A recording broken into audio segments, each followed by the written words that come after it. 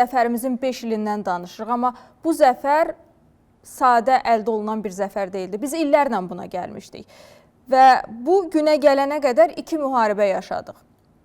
Həm 1-ci Qarabağ müharibəsindən söhbət gedir, həm 2-ci Qarabağ müharibəsindən söhbət gedir. Hər ikisində şəhidlərimiz oldu, hər ikisində qazilərimiz oldu.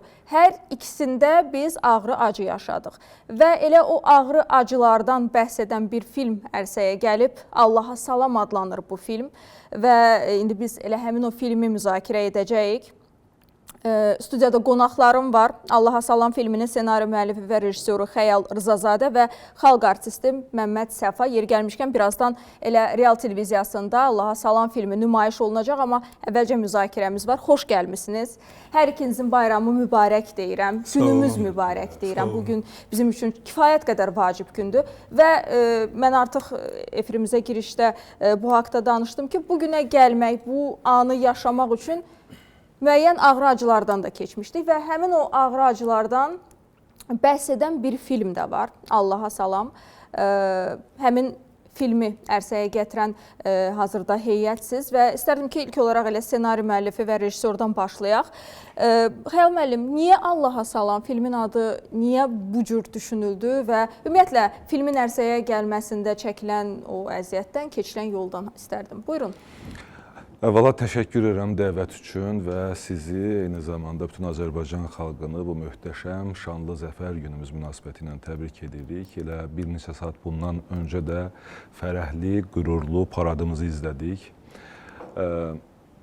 Çox doğru qeyd etdiniz ki, 1-ci Qarabağ müharibəsində biz hansı fəlakətləri yaşamışdıq, bizim hansı itkilərimiz var idi.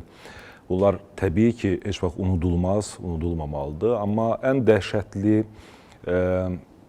məsələ həm də nəticə idi. Yəni biz bəlkə də o itkilərdən barışardıq o zaman ki, amma qalib ölkə kimi çıxardıq o müharibədən. Əfsuslar olsun ki, bu bitməmiş müharibədə bizi məğlub adlandırırdılar və başımız aşağı idi. Həm öz vicdanımız qarşısında, qürurumuz qarşısında, həm də başqa ölkələrdə və s. və ilaxır. Amma şükürlər olsun ki, biz artıq 5-ci ilini qeyd edirik zəfərin və bizə bunu da yaşamaq qismət imiş, bu taliyədə yaşamaq qismət imiş. Biz bu filmdə 1-ci və 2-ci Qarabağ müharibəsini əks etdirməyə çalışdıq. 1-ci Qarabağ müharibəsində qazi olan bir vətəndaşımız kədərlidir, qəmgindir, düşüncəlidir, hər şeyini itirib demək olar ki, vətənlə bir yerdə və həmçinin ayaqlarında. Ancaq onun qulağı səsdədir, gözü yoldadır. Yəni bu müharibə ərəfəsindədir bu çəkilişlər, yaşam. Ona görə də o zəfəri gözləyir. Və bu xəbəri eşidəndə cənab prezident Ali Baş Komandan İlham Əliyevin televiziyadakı çıxışını, Şuşa xəbərini eşidəndə artıq o yenidən dirçəlir sanki bu xəbəri öz silahdaşlarına çatdırmağa gedir. Və sonra da bastırılmış ayaqları ilə qovuşur. Burada təbii ki, biraz da rəmzi mənadır burada və subliminal bir mesajdır ki, vətən həm də elə qazinin itirilmiş ayaqlarıdır. Vətən həm də qazinin itirdiyi qollarıdır, gözləridir, bədən əzalarıdır və o vətən həmən qazinin timsalında bütövləşir, birləşir. Bu isə bizim suverenliyimizə və torpaq bütünlüyümüzə, vətən bütünlüyümüzə aiddir. Xəyal müəllim, xronometraj nə qədərdir? 26 dəqiqə. 26 dəqiqə. Ssenaridə mən anladığım qədərilə bədii üslubda çəkilən bir filmdir. Hansısa sənədli elementlər varmı? Və yaxud da hardansa götürülmə bir konkret sizi ilhamlandıran bir məqam var? Xeyr, ssenaridə demək olar ki, sənətli tərəf yox. Sənətli tərəf təbii ki, o dediyim kimi Şuşa hadisələrin, Şuşa xəbərinin eşidilməsi radio vasitəsilə, qazi orada radioda eşidir bu xəbəri. Amma bədii filmdir və burada da təbii ki, bütün məsuliyyət orada bizim dəyərli, görkəmli xalq artistimiz Məmməd Səfa müəllimin üzərinə düşürdü. Çünki çətin film idi və demək olar ki, sözsüz filmdir, dialoqsuz filmdir. Əvvəldən axıra bütün film hərəkətlərlə göstərilməlidir, jestlərlə göstərilməlidir. O duyğu, o hiss özünü büruzə verməlidir və bunun da öhdəsindən bizim Məmməd Səfa müəllim layiqincə gəlib. Məmməd Səfa müəllim, sizlə davam edək. Bizim rejissorumuz da vurğuladı ki, kifayət qədər çətin film idi və əslində heç bu deyilməsə də, danışılmasa da, 1-ci və 2-ci Qarabağ müharibəsindən bəhs edən bir filmdə iştirak etmək və onu izləyicilərə ötürmək, yəni nə qədər çətin ola bilərsə o qədər çətindir yəqin ki. Amma bu çətinlik haqqında istəyərdim danışasınız. Nə hisslər keçirdiniz? Necə öhdəsindən gəldiniz? Təşəkkür edirəm, çox sağ olun. Bu günləri Xəyal müəllim də qeyd elədi. Bugün tariximizin ən şərəfli günlərindən birini yaşayırıq. Elə bir şərəfli gün ki, bu elə-belə başa gəlmədi. Bu böyük ağrılar, acılar, böyük itkilər hesabına başa gəldi. Bax, elə fürsətdən istifadə edib mən də şəhidlərimizə Allahdan qəni-qəni rəhmət diləyirəm. Ordumuza güc, qüvvət arzulayıram. Ali Baş Komandanımıza qüvvət arzulayıram. Və qazilərimizə can sağlığı arzulayıram. Çünki mən bilirəm ki, bir əli, bir qolu, bir ayağı itirmək nə deməkdir. Və Xəyal çox gözəl qeyd elədi. Şimdi mən filmin ağırlığına, sizin sualınıza yönəlmək istəyirəm. Xəyal qeyd elədi, hər şeyini itirmiş, vətənini itirib, torpağının xeyli hissəsini itirib və ayaqlarını itirib və bir məsələni qeyd eləmədi. Ən vacib olan məsələlərdən birini, öz sevgisini itirir bu ağrının, acının içində. Bu çox çətin bir şeydir. Faktiki hər şeyin itirmiş bir qəhrəman, hər şey əlindən alınmış bir varlıq. O necə yaşaya bilər? Amma indi təsəvvür edin, 30 ili o necə yaşadı? 30 ili o pəncərənin qarşısında oturub küçəyə baxa-baxa, iki ayaq yox. Yəni onu təsəvvür eləmək biraz qeyri-mümkündür, çox çətindir.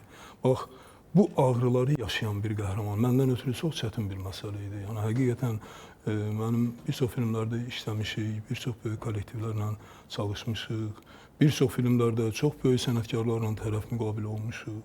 Amma burada tək faktiki mono bir film, yəni bunu bu janrda, bu xassədə filmdə işləmək hər bir aktyordan hesab edirəm ki, böyük peşəkarlıq tələb eləyir və böyük diqqət tələb eləyir, böyük bacarıq, qabiliyyət tələb eləyir.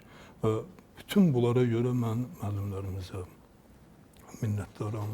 Bütün bunlara görə və Xəyala minnətdaram nəyə görə? Çünki Xəyal elə bir şərait qurdu, yaratdı ki, orada. Yəni bunu artıq o şəraitdə, bu vəziyyətdə bunu eləməmək qeyri-mümkündür.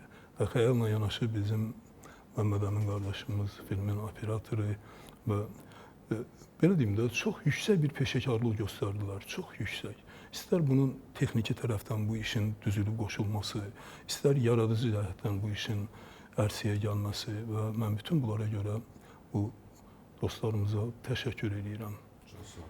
Mən də təşəkkür edirəm, çünki ümumiyyətlə bu haqda danışılmalıdır, yazılmalıdır, çəkilməlidir, göstərilməlidir. Çünki bizim gələcək nəslimiz var, biz gördüklərimizi, yaşadıqlarımızı onlar daha sonra hansısa sənətli filmlərdə və yaxud da bədii filmlərdə görməlidir. Xəyal müəllim, niyə Allaha salam? Bu Allaha şükranlığın, bəli, belə deyək ki, rəmzi deyimidir və orada hərbiçi olduğu üçün sonda əslində bütün sirləri açdıq orada filmə baxanda. Yox, biz spoiler vermədən danışırıq. Sadəcə niyə bu hissləri yaşayaraq bunu yazmısınız sualıdır əslində? Allaha şükranlığın dediyim kimi, şükranlıqdan bəhs edir məhz adda. Allaha şükürlər olsun ki, həqiqətən, çünki biz Allaha inanan və İslam dininin mənsubları olaraq yaşayırıq bu ölkədə. Əlbəttə ki, başqa dinlərlə, yəni tolerantıq, multikulturalıq, heç bir işimiz yoxdur. Amma bizim öz Allahımız var, belə demək mümkünsə və biz orada baş qəhrəmanın vasitəsilə şükür olsun Allaha, hərbi bir salam verir Allaha ki, hər şey Yaradanın əlində idi və bu taleyi yaşamaq, bu xoşbəxtliyi yaşamaq həm də onun, belə deyək ki, rəvacı ilə alındı. Amma mən istərdim sizin icazənizlə mən Oqtay Mirqasımın da adını çəkim. Bizim görkəmli kino rejissoru, filmin bədii rəhbəridir. Rafiq Əliyevin adını çəkim. O da görkəmli kino operatordur və filmdə çox böyük əməyi var. Məmməd Əmin Əlzadəni Məmməd Səfa müəllim qeyd elədi, bizim filmin operatorudur və o həm də 1-ci Qarabağ müharibəsində Qubanın ilk şəhidlərindən olan Hacıbaba Əliyevin oğludur. Filmdə gənc aktyorlar var. Zeynəb Məhəmməd Məmmədov, Zeynəb Kəngərli. Onlara təşəkkürümü bildirirəm ki, iştirak ediblər və bütün texniki heyətə bir mənalı şəkildə. Bir də filmin bəstəkarı, bizim dəyərli dostumuz Gövhər Həsənzadədir. Ona da buradan efir vasitəsilə minnətdarlığımı bildirirəm. Məmməd Səfa müəllim, filmin təklifi gələndə siz əvvəl də digər layihələrdə iştirak etmisiniz və onlarla müqayisə apardınızmı beyninizdə? Yox, mən ümumiyyətlə heç bir işi heç bir işlə müqayisə eləmirəm. Çünki hər iş məndən ötürü yeni və təkrar olunmayan bir işdir. Və bu mənim üçün ən önəmli məsələlərdən biridir. Və mən bu işdə də, mən deməyim, özləri desin, sevə-sevə mən dostlarımızın yanında olmuşam və sevə-sevə bu işi eləmişəm.